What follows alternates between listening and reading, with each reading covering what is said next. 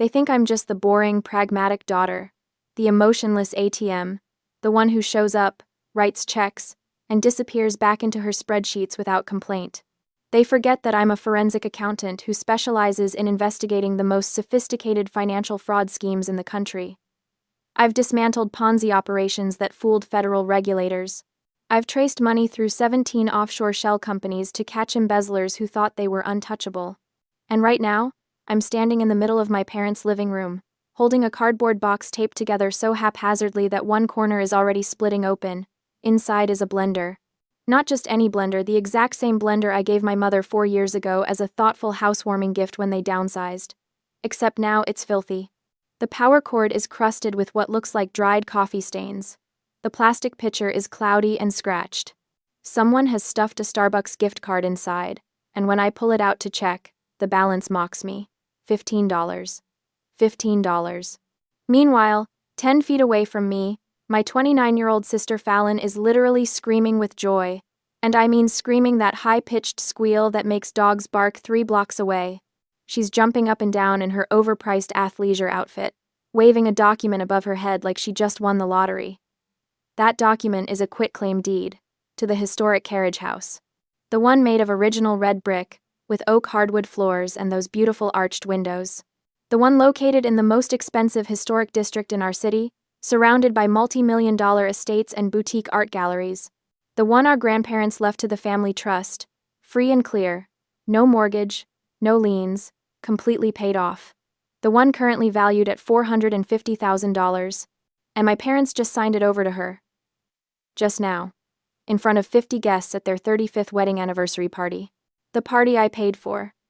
I'm going to turn it into my yoga sanctuary, Fallon shrieks, clutching the deed to her chest. A healing space. Can you imagine? I'll have crystal grids in every corner and a sound bath area, and oh my goodness, I can already see the Instagram aesthetic. My mother, Marcella, turns to me with that smile. You know the one. The smile that looks warm and maternal to everyone else, but feels like a knife sliding between your ribs when it's directed at you. She's wearing the pearl necklace I gave her last Christmas, the one that cost me $2,000 because she'd mentioned admiring it at Tiffany's. Scarlett, sweetheart, she says, her voice dripping with condescension masked as affection. You're so practical. You don't need these artistic, soulful things. That blender still works fine. I tested it just last week. I stare at the crusted power cord in my hands. She didn't even clean it. My father, Royce, adjusts his tie. The silk Hermes tie I gave him for Father's Day, and nods sagely, as if he's a sage himself dispensing wisdom. You make plenty of money, Scarlett. You can buy whatever you want. Your sister is sensitive. She needs asset security, stability. You understand. I understand perfectly. I understand that I just spent $3,000 of my own money to throw this anniversary party. I hired the jazz quartet currently packing up their instruments in the corner, confused by the sudden tension. I ordered the catering from that upscale French place my mother loves, the one with the $40 per person minimum. I arranged the flowers, booked the venue at this historic inn, sent the invitations, and coordinated with my parents' friends to make sure they all showed up to celebrate this milestone. And my gift, my real gift, not this humiliation, was an envelope with a check for $5,000 toward the European river cruise they've been talking about for years. An envelope that's currently sitting unopened on the gift table, probably buried under casserole dishes and wine bottles. But let me back up. Let me tell you exactly how we got here, because this moment, this perfect storm of disrespect and favoritism, didn't come out of nowhere. This has been building my entire life. 2 hours earlier, everything seemed fine. Well, as fine as things ever are in the Kingsley family. I arrived early to make sure the setup was perfect. Sterling, my fiancé, came with me, carrying the gift bag with the cruise check and a leather-bound photo album. I'd spent weeks assembling pictures from my parents' wedding, old family vacations, their life together. Sentimental and expensive, just the way Mom likes her gifts. You sure about all this? Sterling asked as we walked in, his hand warm on the small of my back. He's a corporate lawyer, 6'2" with dark blonde hair and the kind of steady presence that makes you feel safe. He's also the only person in my life who's ever questioned whether I should keep trying so hard with my family. It's their 35th anniversary, I said, smoothing down my navy dress. I want to do this right. He kissed my temple. You always do. The party started beautifully. The jazz quartet played Sinatra and Ella Fitzgerald. The food was exceptional. People kept complimenting the brie crude and the herb-crusted salmon. My parents held court in the center of the room, accepting congratulations and well wishes, looking exactly like the picture-perfect couple they've always presented to the world. Fallon showed up 40 minutes late, of course, making an entrance in a flowing white dress that probably cost more than my monthly car payment. She's always had that gift, the ability to walk into a room and make it revolve around her. She's beautiful in that effortless way some people are, with long dark hair and the kind of bone structure that photographs well. Which is good, because photographing herself is essentially her full-time job. Or it was supposed to be. The influencer career never quite took off the way she'd planned. Last I'd heard, she had maybe 8,000 followers, most of them probably bots. But that doesn't stop her from treating every moment like it's content for her non-existent brand. She air-kissed me, not even touching my cheeks, just making the sound near my face, and immediately started circulating, phone in hand, taking selfies with the floral arrangements I'd ordered. I should have known something was wrong when Dad clinked his glass halfway through dinner. "Can I have everyone's attention?" he called out, standing up with that broad smile he uses when he's about to make an announcement.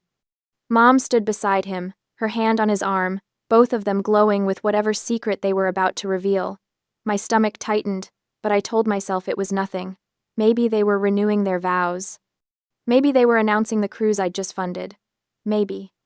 "Marcella and I have been thinking a lot about legacy lately," Dad said, his voice carrying that practiced, authoritative tone.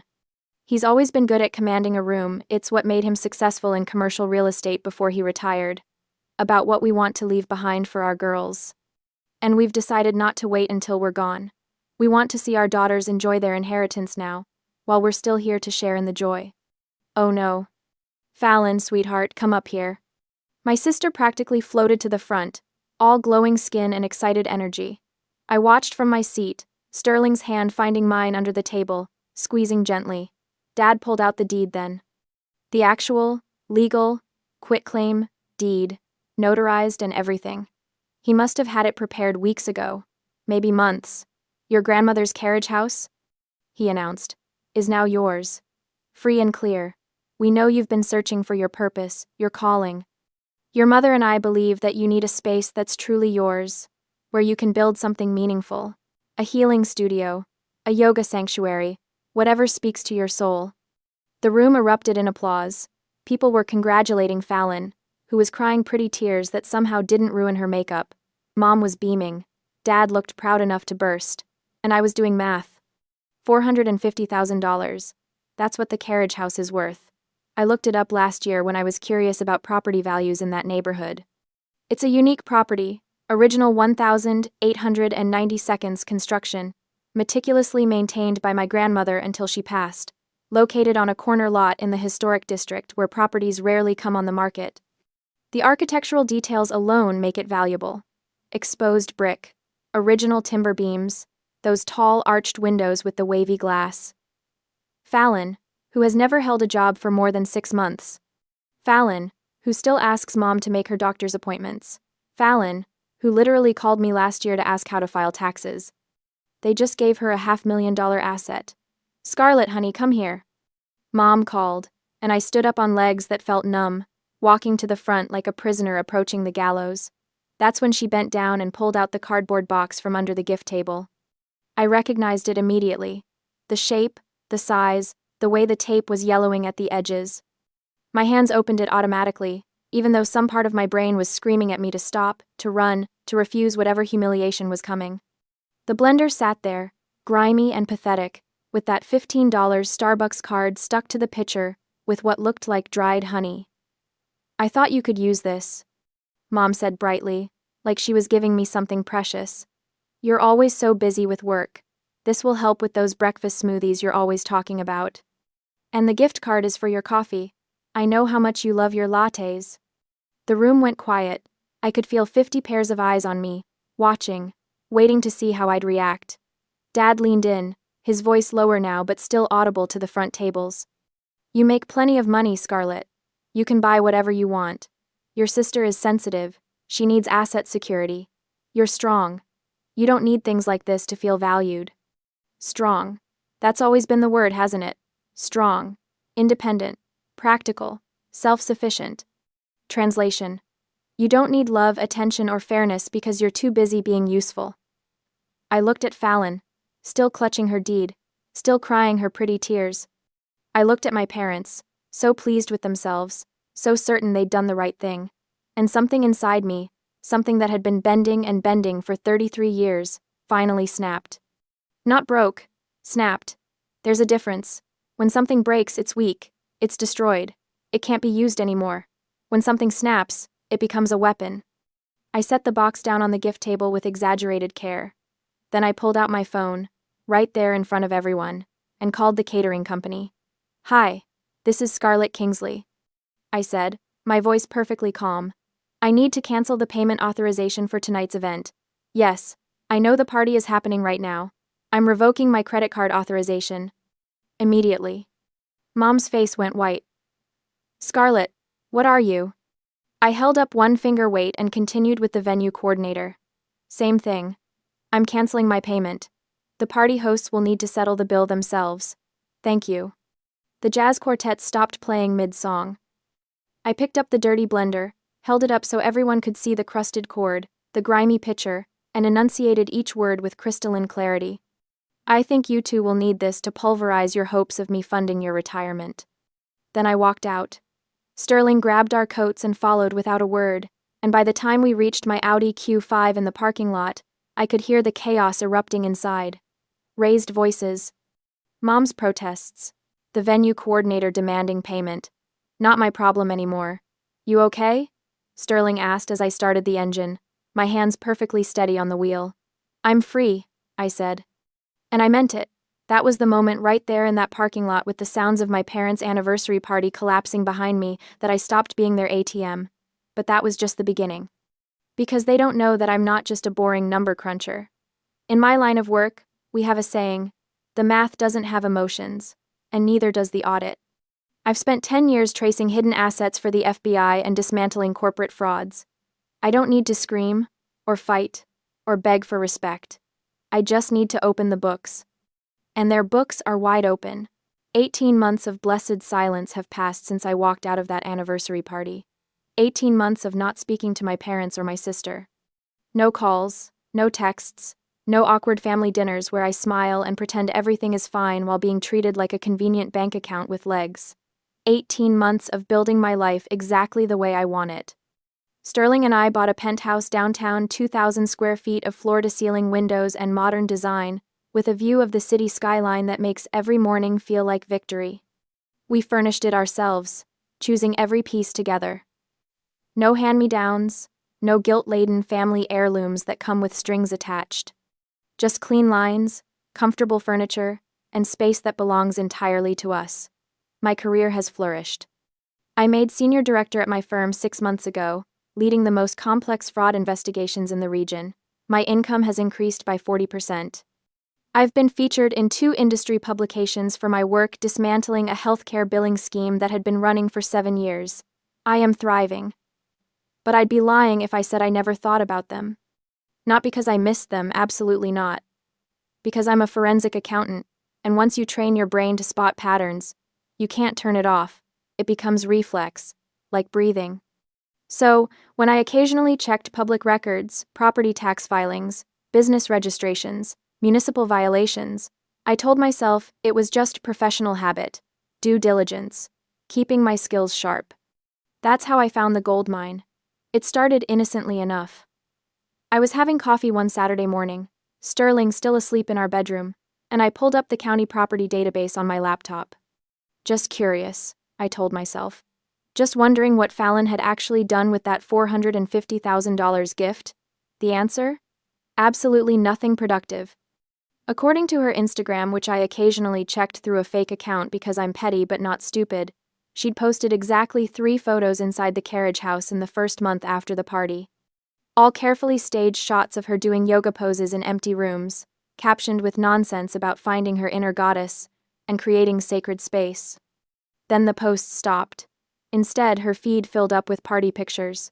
The carriage house wasn't a healing sanctuary. It was a venue for her to host wine nights with her equally unemployed friends.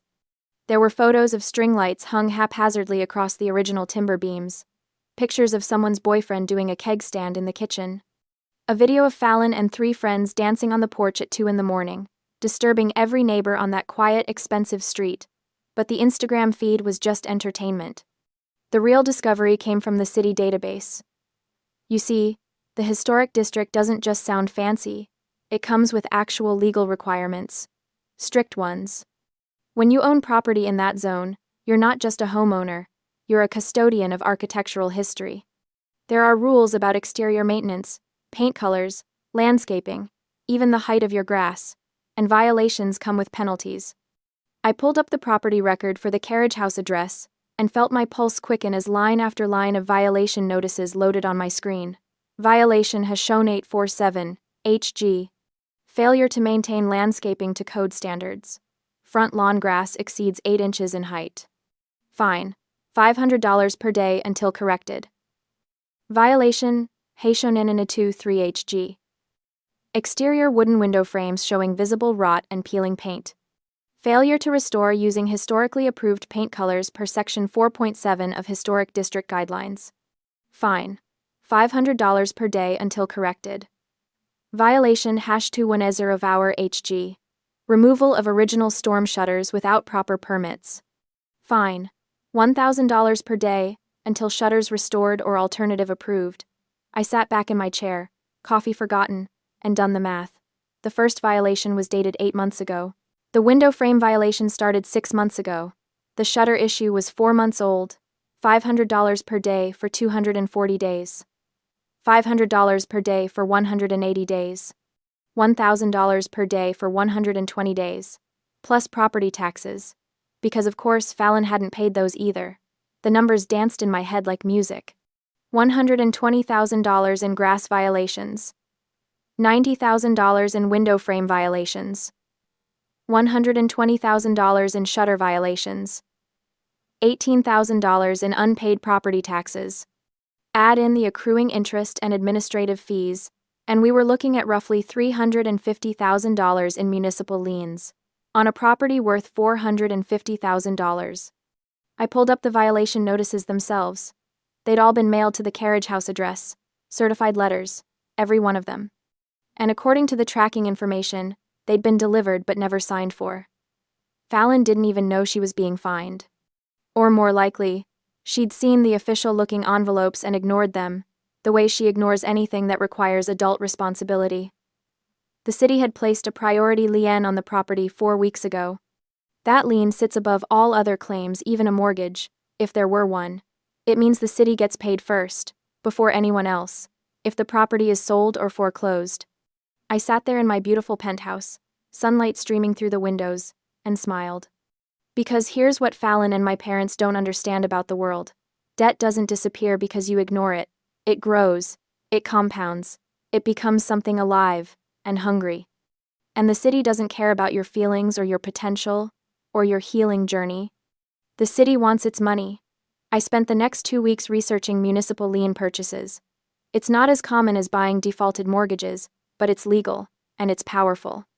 When someone fails to pay city fines or taxes, the municipality can sell that debt to private investors to recover the money immediately. And once a private investor owns the lien, they have extraordinary power. They can foreclose, they can force a sale, they can negotiate settlements, they can make someone's life very, very difficult. I formed the LLC on a Tuesday. M-A-R-S, capital, LLC, standing for Municipal Asset Recovery Services. Registered in Delaware for privacy, with a local agent address that couldn't be traced back to me. It sounded boring, bureaucratic, and completely official. On a Monday, I called the city's revenue department. I'm interested in purchasing the municipal liens on a property in the historic district.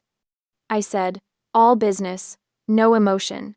What's the process? 3 days later, after some paperwork and a wire transfer of $348,750, every penny of accumulated fines, penalties, interest, and unpaid taxes, I owned the debt, all of it. The city was thrilled. They got their money immediately, instead of spending years trying to collect from Fallon through court proceedings. And I got leverage. Complete, total, crushing leverage. The carriage house my sister had been given, the asset worth $450,000 that was supposed to provide her with security, was now effectively mine. She just didn't know it yet. I told Sterling that night, showing him the documentation over dinner at our dining table. He studied the papers, his lawyer brain processing the implications, and then looked up at me with something like awe. "You bought your sister's debt." "I bought the city's debt," I corrected. "My sister just happens to be the one who owes it. She's going to lose the house. Only if she can't pay me back $348,750, plus the interest I'm legally entitled to charge as the lien holder." Sterling laughed then, shaking his head. "They really have no idea what they did, do they? Giving a $500,000 asset to someone who can't even remember to pay property taxes." "No," I agreed, refilling my wine glass. "They have no idea." But I wasn't ready to make my move yet. This wasn't about revenge in the hot, impulsive sense. This was about strategic consequence. About teaching a lesson that would actually be learned. So I waited. I watched the carriage house deteriorate further through public records and occasional drive-bys. The grass grew taller. The window frames got worse. Fallon continued posting Instagram photos from expensive brunch spots and weekend trips, apparently funded by whoever was enabling her this month. Probably my parents. I watched. I waited. I let the trap sit there, perfectly constructed, ready to spring. Because I knew with the certainty that comes from 33 years of being underestimated, that eventually, they would need me again. They always need me again. And when they came calling, when they inevitably reached out with their hands extended and their expectations enormous, I would be ready. Not with a checkbook this time. With consequences. The call that finally broke the silence came on Wednesday evening next week. Sterling and I were cooking dinner together. He was handling the pasta while I prepped a salad when my phone buzzed on the counter. I glanced at the screen and felt my stomach tighten. Aunt Ramona. She's my father's younger sister, and the only person in my extended family who's ever acknowledged that the way my parents treat me is fundamentally wrong. She's called me out of the blue maybe 3 times in the past year, usually just to check in, to make sure I'm okay, to remind me that I'm not crazy for keeping my distance. I answered on speaker. "Hey, Aunt Ramona." "Scarlett, honey." Her voice was tight with stress. "I'm at City Hospital. Your father is in the ER." My hand froze over the cutting board. Sterling looked up sharply. "What happened?" "Your mother says it's a heart attack. They brought him in about 40 minutes ago. She's not handling it well. She asked me to call you." Of course she did. Mom would never call me directly. That would require admitting she needs me. "Is he stable?" I asked, my forensic accountant brain automatically organizing the situation into facts and data points. "The doctors are running tests now. Scarlett, I think you should come. Whatever has happened between you and your parents, if something happens to your father." "I'll be there in 20 minutes, I said, and ended the call. Sterling had already turned off the stove. "I'm driving." "You don't have to." "Scarlett." He took my face in his hands, his gray eyes serious. "I'm driving. You're shaking." I looked down at my hands and realized he was right. They were trembling. Not from fear, from something else entirely. The drive to the hospital should have been 17 minutes. Sterling made it in 14, navigating evening traffic with the kind of calm competence that reminds me why I'm marrying him. But I wasn't focused on the traffic. I was focused on the trembling in my hands, and the memory that trembling had triggered. "You know what I'm thinking about?" I said suddenly, staring out the window at the city lights blurring past. Sterling reached over and took my hand. "Tell me." 3 years ago, August 14th, 2:30 in the morning. My voice sounded flat, detached, like I was reading a case file. I had acute appendicitis. The pain was so intense I couldn't stand up straight. I was on the floor of my bathroom, trying not to throw up, and I called Mom. Sterling's hand tightened on mine. I told her I thought my appendix was rupturing. I said I needed help getting to the ER. Do you know what she said? "Scarlett." She said she couldn't leave the house. She said Fallon had just broken up with her boyfriend, some guy she'd been dating for 3 weeks, and Fallon was threatening to cut off all her hair. Mom said she couldn't take her eyes off her for even a minute because Fallon was having a crisis. The words were coming faster now, a dam breaking after years of pressure. She told me to call an Uber. She said I was capable and strong and I'd figure it out. So I did. I called an Uber, and some guy named Marcus drove me to the emergency room, while I held a trash bag in my lap in case I threw up. I admitted myself. I signed my own surgical consent forms while the surgeon told me my appendix was close to rupturing. I went into surgery alone. I woke up in recovery alone. Sterling pulled over right there on the side of the road, hazards on, and turned to face me. The next morning, I continued, staring straight ahead. I was lying in my hospital room with an IV in my arm, and I checked Instagram. Because I'm an idiot and I couldn't help myself. And there was a photo Mom had posted at 3 a.m. the night before. Her and Fallon, eating pizza in their pajamas, watching a movie. The caption said, "Heartbreak healing sleepover" with a bunch of heart emojis. Unbelievable, Sterling breathed. She posted a picture of eating pizza with my sister while I was in surgery. Sterling pulled me into his arms then, as much as the car's center console would allow, and I let him hold me even though I wasn't crying. I was past crying. That required having some grief left, some hope that things could be different. I had none. "That's why I'm shaking," I said into his shoulder. "Not because I'm afraid Dad is dying, but because 3 years ago, I nearly died, and they chose my sister's bad haircut over me. And now Dad has a panic attack over some financial stress because I'm sure that's what this is, not an actual heart attack, and suddenly I'm supposed to come running?" Sterling pulled back to look at me, his hands on my shoulders. "You don't have to go in there." "Yes, I do." "Why?" I smiled then, and I could feel how cold it was. Because they're about to find out that the financial stress isn't random bad luck. And I want to see their faces when they realize who's been holding the knife all along. Sterling studied me for a long moment, and I wondered if he'd try to talk me out of it, try to convince me to take the high road, be the bigger person.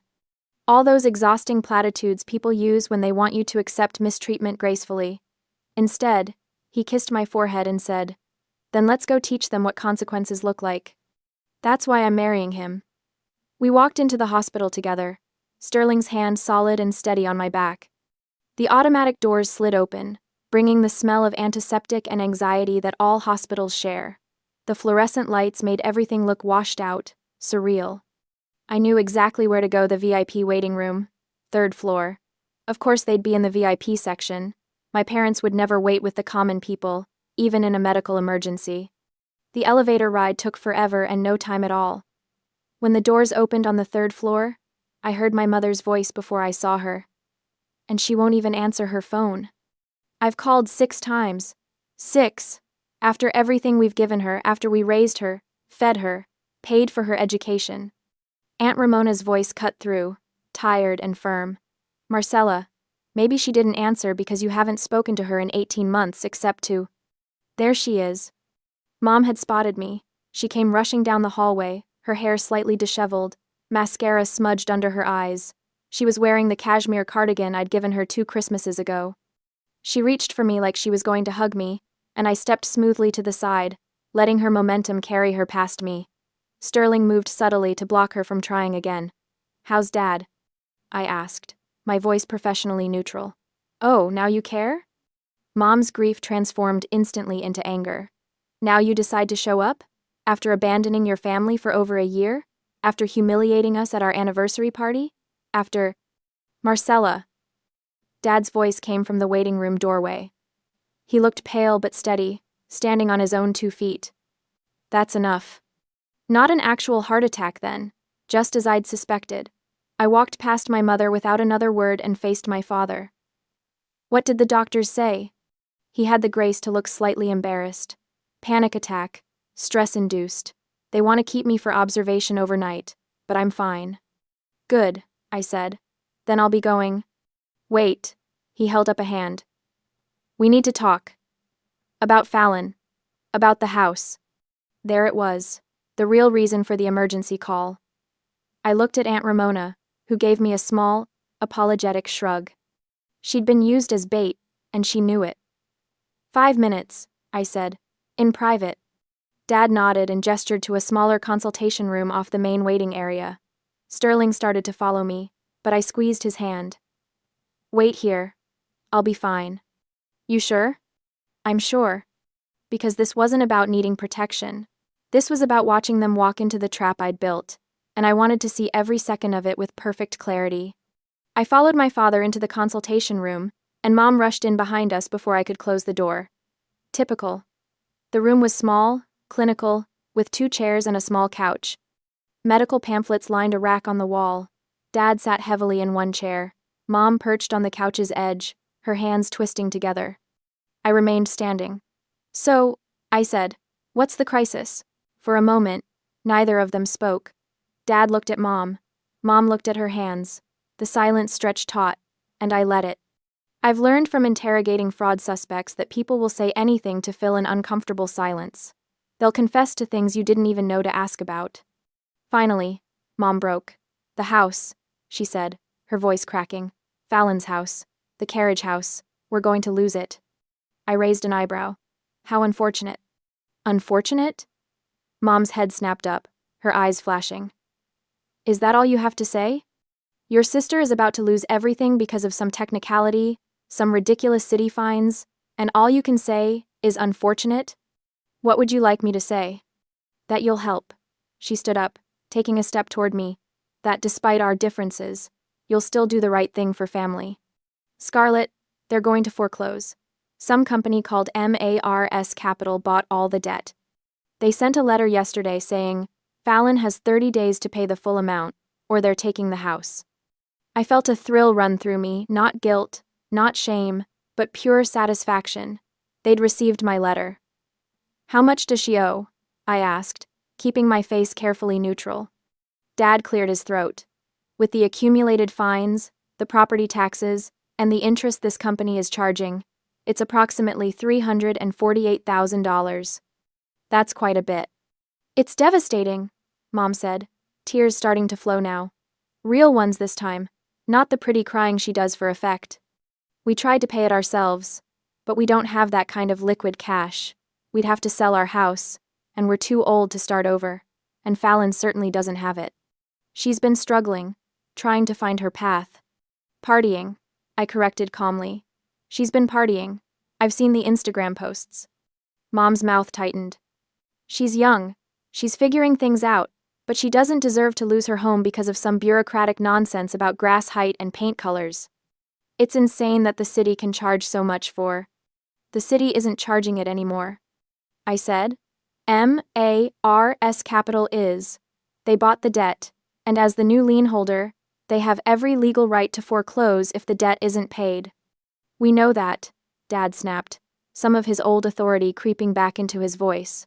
"That's why we need you to pay it." The words hung in the air like a grenade with the pin pulled. "Excuse me?" Mom rushed forward again. "Scarlett, please.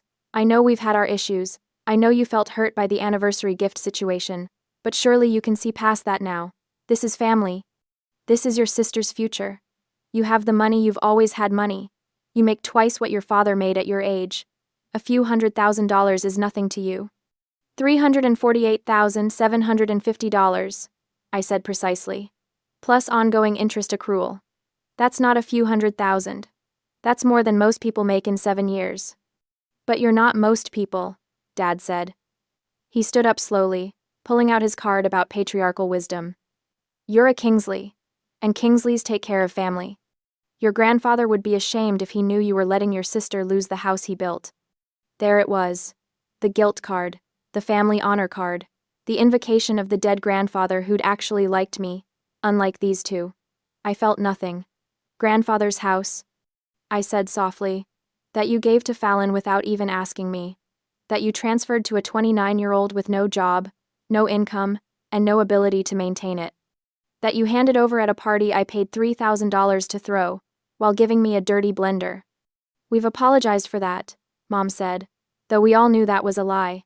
She'd never apologized. Neither of them had. "Have you? Well, we're acknowledging it now," she snapped, her fake sympathy cracking around the edges. "And what do you want, Scarlett? You want us to grovel? To beg? Fine. I'm begging. Please help your sister. She's young and foolish, yes, but she doesn't deserve to be homeless." "She won't be homeless. She doesn't live there." Mom's face flushed. "That's not the point." "What is the point, Mom?" I asked, my voice still calm, still detached. The point is that you want me to fix the consequences of your terrible decisions. Again. You gave a valuable asset to someone incompetent, and now that incompetence has come due. And instead of letting Fallon face the natural consequences of not paying her property taxes or maintaining her property, you want me to swoop in and make it all disappear. She's your sister, Dad said, his voice hard now, all pretense of warmth gone. Family helps family. Family. I tasted the word like poison. When was the last time this family helped me? When I was in surgery alone. When I needed a down payment on my first apartment, and you said no because you were funding Fallon's photography business that lasted 6 weeks? When I graduated top of my class and you missed the ceremony because Fallon had a yoga retreat? You never needed help, Mom said, and there was actual resentment in her voice now. Everything always came so easy to you. School, work, money. You never struggled like Fallon struggles. You don't know what it's like to be coddled? I interrupted. To be enabled? To be given everything and taught nothing? You're right. I don't know what that's like. I know what it's like to earn everything I have while watching my sister get everything for free. Dad's face was reddening now, his stress levels clearly rising again. This is getting us nowhere. Scarlett, bottom line, will you help or not? This was it. The moment. I could see them both tense, waiting for my answer. They were expecting one of two responses. Either I'd say yes and write them a check like I always used to, or I'd say no and walk out, confirming their narrative that I'm cold and selfish. They weren't prepared for option 3. I let the silence stretch just long enough to make them uncomfortable, then walked slowly to the door and opened it. Sterling? I called out. Could you bring the briefcase? Mom and Dad exchanged confused looks. Hope flickered across Mom's face. She thought the briefcase meant a checkbook. Sterling appeared in the doorway carrying his leather litigation briefcase, the one he uses for court appearances. His expression was professionally neutral, giving nothing away. Thank you, I said, taking the briefcase from him. He gave my hand a quick squeeze before stepping back into the waiting room, though he left the door open. Aunt Ramona appeared behind him, curiosity clear on her face. I set the briefcase on the small table and opened it with deliberate slowness. You want my help? I said, not looking at them, focusing on the briefcase locks. You think I should just write a check for $348,750, plus interest, to save Fallon from her own negligence?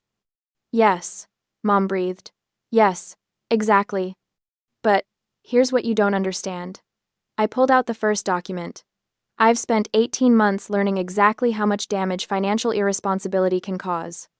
I've watched that grandfather's house deteriorate because Fallon couldn't be bothered to cut the grass or maintain the window frames. I laid the document on the table. It was a printout of all the municipal violations, complete with photos the city inspector had taken. The overgrown yard, the rotting window frames, the missing shutters. Dad's face went pale as he looked at the images. I've watched her treat a $450,000 asset like a party venue, I continued, pulling out more documents.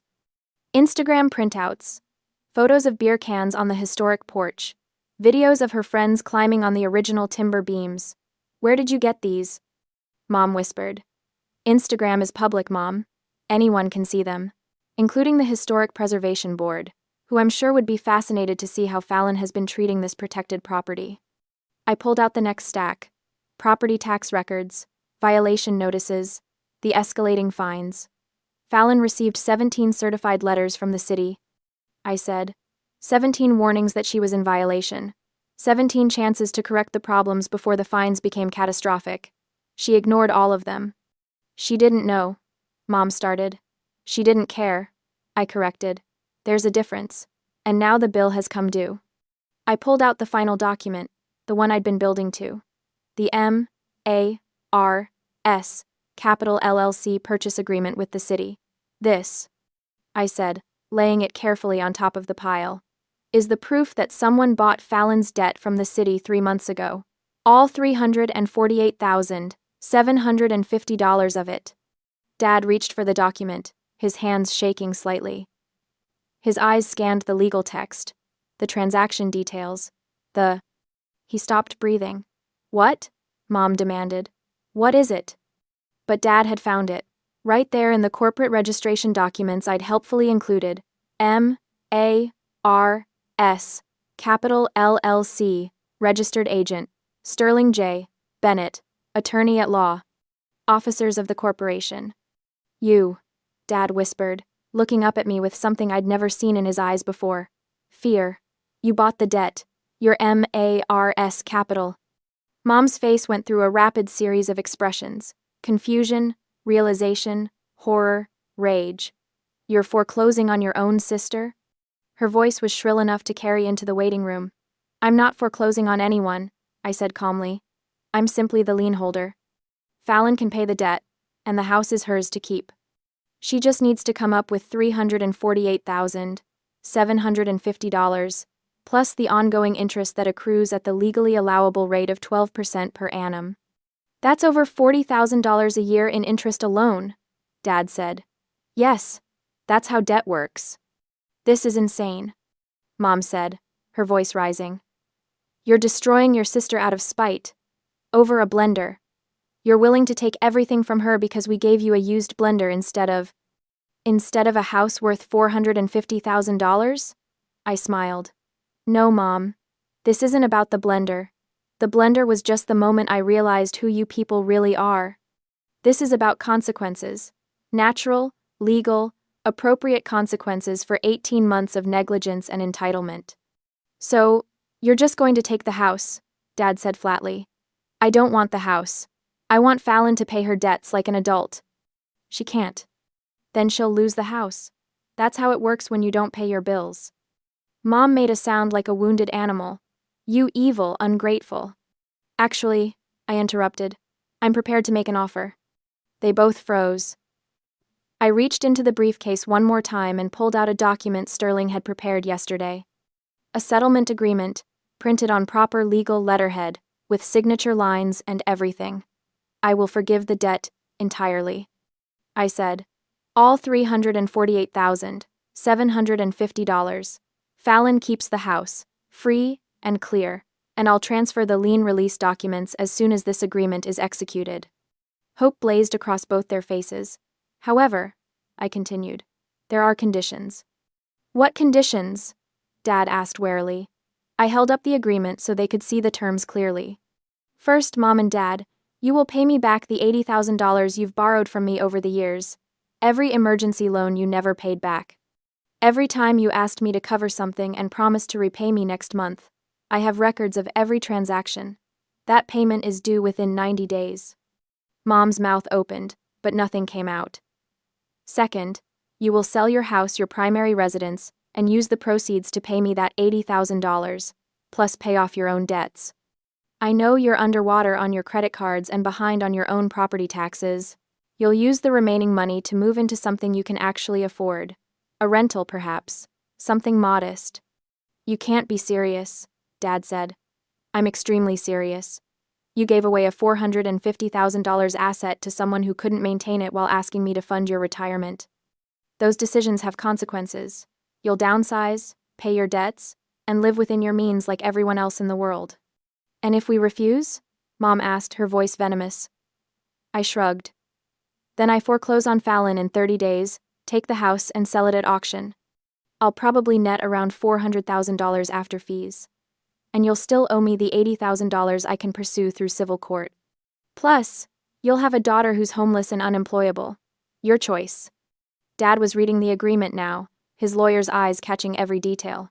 This also requires Fallon to get a job, he said. Any job. Within 60 days. Yes. She needs to demonstrate that she's capable of supporting herself like an adult. The job just has to be documented. Employment taxes, pay stubs, the works. She'll never agree to this, Mom said. Then she'll never get to keep the house. Those are the terms. I placed the agreement on the table between us, along with a pen. You have 48 hours to decide, I said. Sign this, execute the terms, and everyone moves forward. Refuse, and I move forward with foreclosure. Sterling will be waiting in the hallway to answer any legal questions you might have. I picked up my purse and turned toward the door. Scarlett, Dad said, his voice strange. Not angry. Something else. When did you become this cold? I looked back at him, at both of them, sitting in that sterile consultation room surrounded by evidence of all their failures. I'm not cold, I said quietly. I'm just done being warm for people who'd rather burn me for heat than build their own fire. And I walked out, leaving them with the agreement, the evidence, and the choice. Sterling was waiting for me, his hand immediately finding mine. How'd it go? He asked quietly.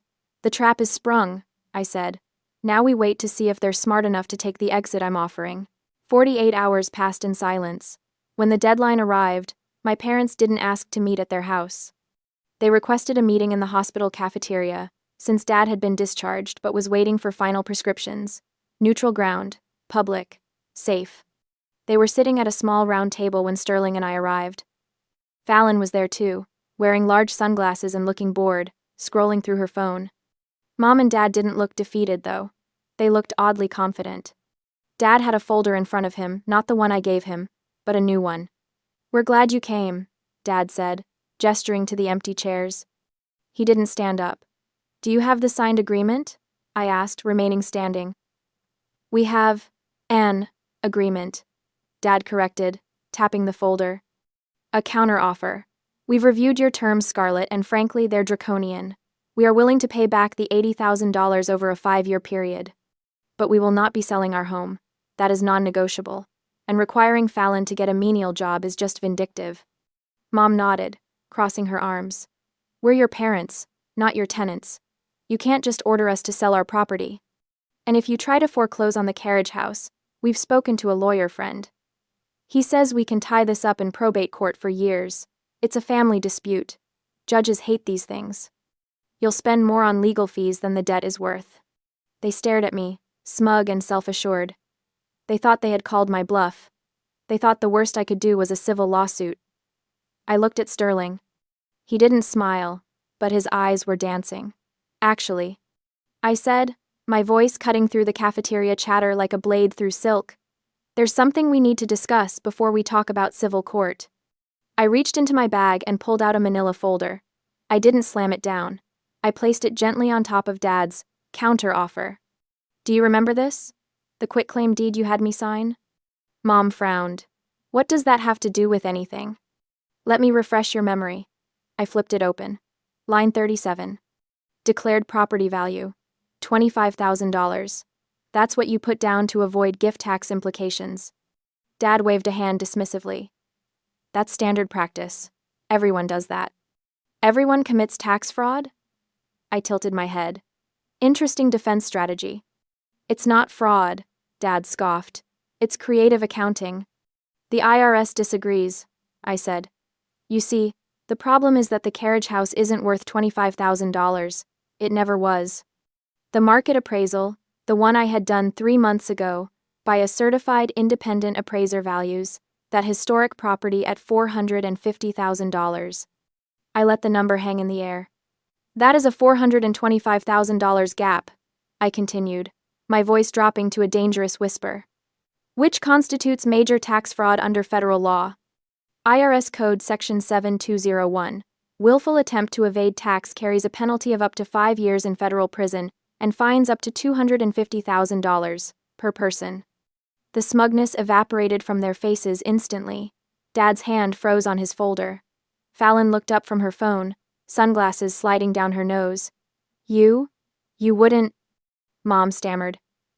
You threatened to tie me up in court for years, I said coldly.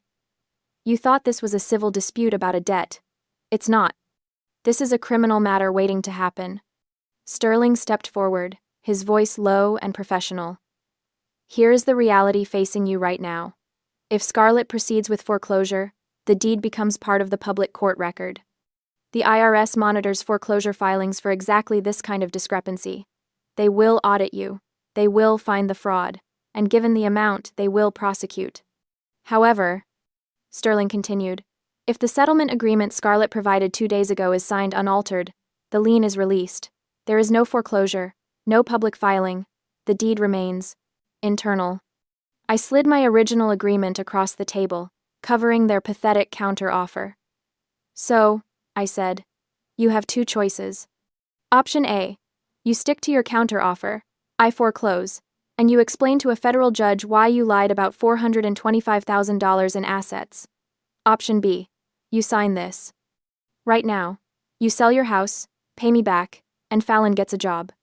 Dad looked at the document, then at me. He looked older than he had 2 days ago. He realized, finally, that he wasn't negotiating with his daughter. He was negotiating with an auditor who had found the one error he couldn't hide. "You'd really send us to jail?" he whispered. "You'd really rob me to fund her?" I countered, pointing at Fallon. "Sign the papers, Dad." He picked up the pen. His hand was shaking. He signed. Then he pushed it to Mom. She was crying silently, but she signed too. "You're a monster," Fallon hissed. "This is blackmail." "No, Fallon," I said, taking the signed papers. "Blackmail is illegal. This is just an audit." I checked the signatures. "Perfect. You have 90 days to list the house," I told them, putting the folder back in my bag. "And Fallon, start updating your resume. I hear Starbucks is hiring." I turned and walked out of the cafeteria without looking back. Sterling fell into step beside me. "That went well," he murmured. "It went exactly as calculated," I said. And for the first time in 18 months, I didn't just feel free. I felt finished. 2 months crawled by like years in reverse as I watched the final phase of my plan unfold. I tracked everything with the obsessive precision that made me excellent at my job. The realtor's listing went live in week 1, open houses in week 3, multiple offers by week 5. Dad and Mom accepted a cash offer in week 7, 10,000 below asking, but they were desperate and it showed. The closing happened on a gray Tuesday morning. At 10:47 a.m., my phone buzzed with a bank notification. Wire transfer received. $80,000. I stared at that number for a long moment. $80,000. Every penny I'd given them over a decade, returned in full. It should have felt like victory. Instead, it felt like the end of a chapter I'd been trying to close for 18 months. But the book wasn't finished yet. I picked up my phone and dialed Sterling. "It's done. They paid." "Congratulations," he said warmly. "How do you feel?" "Like I have one more thing to do." I hung up and made my second call to the foreclosure processing company I'd hired 6 weeks ago. The Kingsley property on Heritage Lane. Proceed with eviction. Today. Fallon had exactly 0 days to be surprised. She'd had 2 months to come up with the maintenance fees, 2 months to get a job, 2 months to prove she was anything other than a parasite in designer yoga pants. She'd done nothing but post increasingly unhinged social media rants about toxic family members and karmic justice. Well, karma had arrived, and she was dressed in a sheriff's uniform. I drove to the carriage house one last time, Sterling next to me, parking my Audi Q5 across the street where I could watch. The sheriff's vehicle was already there, along with a moving truck I'd arranged. Professional, efficient, merciless. The front door opened. I could hear Fallon before I could see her. "You can't do this. This is my house. My sanctuary." The sheriff, a patient-looking woman in her 50s, held up the eviction notice. "Ma'am, this is a legal foreclosure. You have 10 minutes to collect personal items. Everything else stays." "No, no!" Fallon's voice climbed to a shriek. "Call my sister. She can't do this. Mom and Dad already paid her back. She got her money." I stepped out of my car and walked toward them slowly, deliberately. Fallon's eyes locked onto me, and the expression on her face was somewhere between betrayal and pure rage. "You!" She lunged forward, but the sheriff blocked her with one arm. "You evil witch! They paid you everything, everything." I stopped at the bottom of the porch steps, looking up at my sister, my baby sister, who I'd once protected from bullies in middle school, who I'd taught to ride a bike, who'd asked me to braid her hair before her first dance. "That money," I said calmly, "paid for your sister's past. This house pays for your laziness." "What are you even talking about?" Fallon screamed. "I needed time to build my brand. You knew that. Everyone knew that." "You had 18 months, I replied. "You could have gotten a job. Any job. Minimum wage at a coffee shop would have covered the maintenance fees, but you didn't. You threw parties and posted pictures and lived in my house like you owned it." "It was mine. They gave it to me." "No," I corrected. "They tried to. But they never actually owned it, did they? Not free and clear. And when they couldn't pay the fines, the city took priority. And when I bought that debt, I took priority. You're not being evicted from your sanctuary, Fallon. You're being evicted from mine. The sheriff gestured to her deputy. Ma'am, your time's up. Let's go.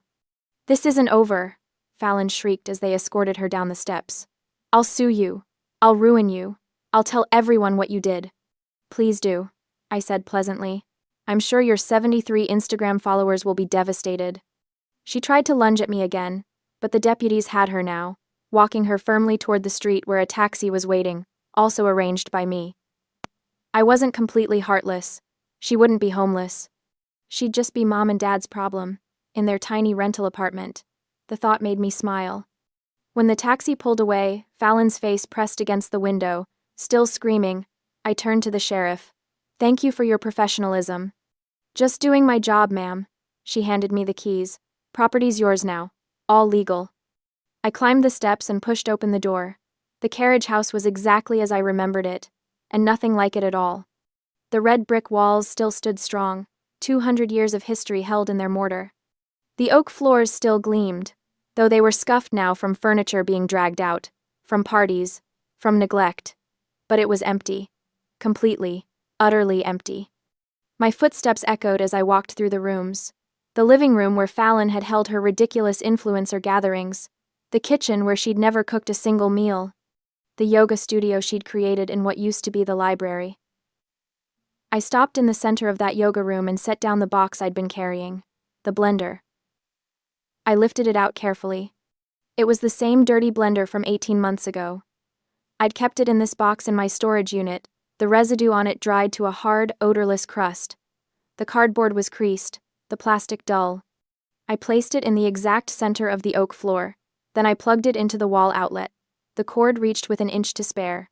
I turned the dial to re. The sound tore through the empty house like a scream, like a laugh, like a reckoning. It echoed off the brick walls, bounced across the hardwood, filled every corner of every room with its ridiculous, piercing roar. It was the most beautiful sound I'd ever heard.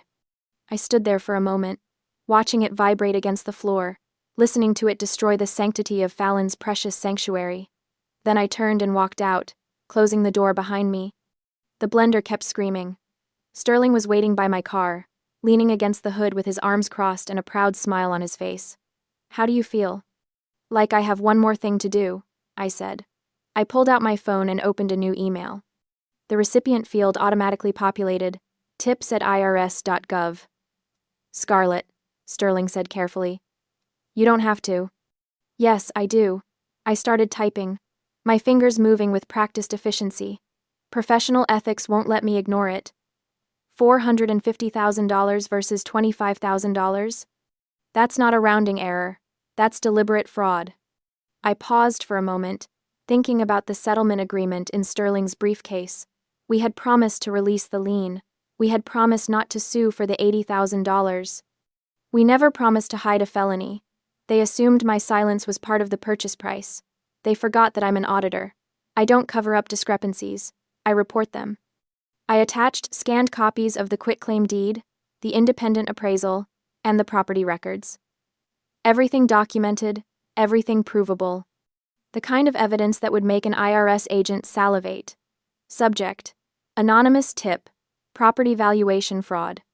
I read aloud as I typed. I am writing to report a significant discrepancy in declared property value. Sterling sighed, but he didn't stop me. He understood. This wasn't about revenge anymore. This was about principle. I hit send. The email disappeared into the digital void, carrying with it the last connection I had to Royce and Marcella Kingsley. Let the federal government deal with them now. I was done. I pulled the sold sign from my trunk, the realtor's sign I'd requested specifically, and walked to the gate. The architect who'd bought it from me had paid $20,000 above asking. She'd been thrilled at the opportunity, had already drawn up plans to restore it to its former glory. The carriage house would be beautiful again. Just not for Fallon. I hung the sign on the wrought iron gate, making sure it was perfectly centered, perfectly visible. Then I got in my car. Sterling slid into the passenger seat. Where to? I started the engine, looking at the historic red brick house one last time. Behind those walls, a dirty blender was still screaming on an empty floor. The sound of everything they'd given me, Everything they'd taken, everything they'd never understood about who I was and what I was capable of. Home, I said. And I drove away, leaving the past, the toxic family, and the roaring blender behind forever.